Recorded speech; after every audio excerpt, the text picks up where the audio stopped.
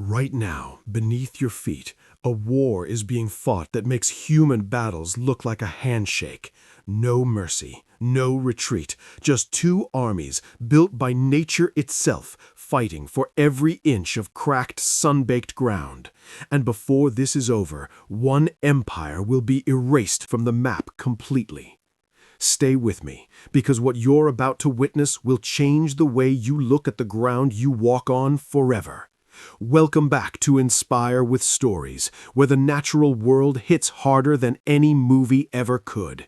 If you're new here, subscribe right now and hit the bell. We drop content every week that most channels don't have the courage to cover. Now let's get into it. The semi-desert, a landscape where the sun never apologizes.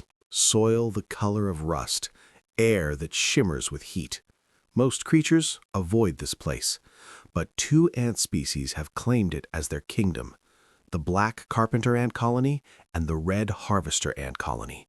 And on this particular morning, a morning that looks completely ordinary, everything is about to explode.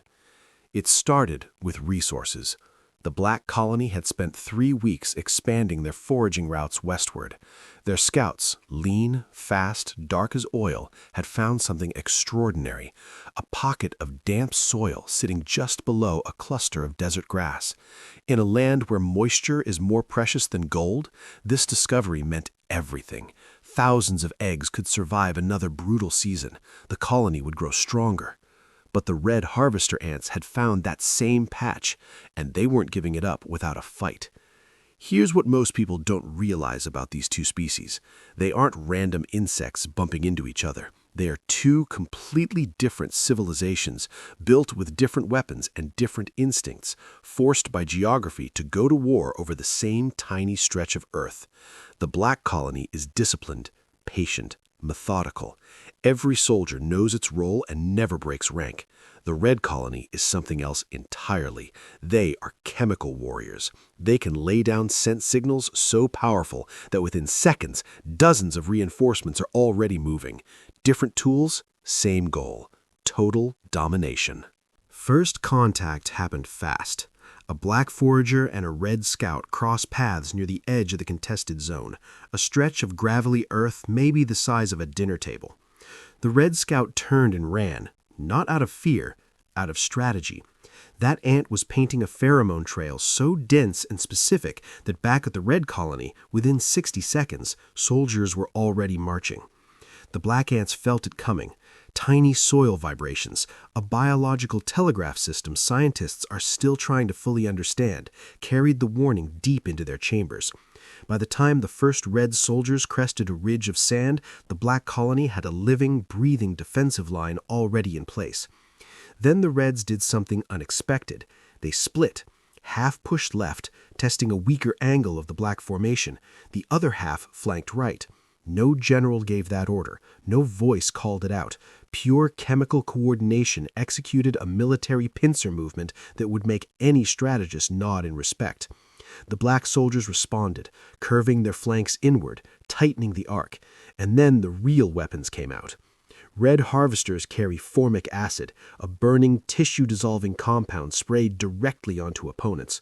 One blast won't kill a black ant immediately, but it damages the exoskeleton and, more dangerously, it changes the ant's scent. In a war fought entirely through chemistry, smelling wrong means your own colony won't recognize you. You become an enemy in the middle of your own army. The black ants countered with size. Their largest soldiers are nearly twice the mass of an average red warrior. Those serrated mandibles can sever a leg or crush a thorax with a single snap. But numbers matter, and the Reds kept coming, wave after wave, small bodies moving without hesitation, climbing over their own fallen, pressing forward like a living red tide that refused to stop. For 40 minutes, this battle raged across a space roughly the size of your bathroom floor. Thousands of individual ants fighting, retreating, regrouping, dying, and pressing forward again, all for a colony they will never fully see, a queen they'll never meet face to face, and eggs that haven't even hatched yet.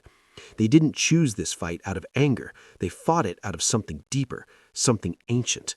Sound familiar? The turning point came around minute 45. The black colony did something nobody saw coming. They pulled back from the center, deliberately, strategically, drawing the red surge inward like a trap snapping shut. The reds flooded in, certain of victory, and then the black soldiers closed in from both sides. Surrounded, the reds were caught inside the very ground they thought they were conquering. And here's what finished them. Inside that trap, with too many overlapping signals and too much chemical noise, the red pheromone communication collapsed. Soldiers started making individual decisions, and in an ant war, individual decisions are almost always fatal. They scattered. Their unity, the one thing that had made them terrifying, was gone. By late morning, the contested ground belonged to the black colony. No ceremony, no victory march, just workers arriving immediately, resuming their jobs as if the entire war had been a brief interruption in a very long shift. And the red colony? They regrouped, opened a new foraging corridor around the eastern edge of black territory the following week. The war didn't end, it just changed shape. It always does. Think about what you just watched happen. In a patch of semi-desert that most people would step over without blinking. You saw strategy, sacrifice, intelligence that operates without a single spoken word.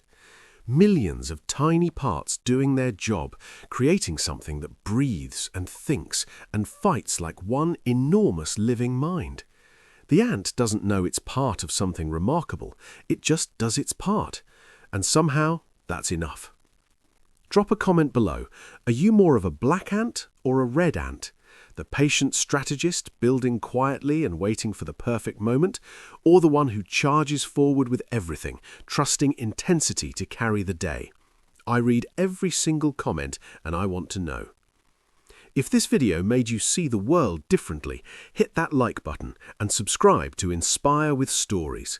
Because next week, we're covering a survival story so extreme, so completely against the odds, that the first time I heard it, I refused to believe it was real. Until I saw the footage. See you there.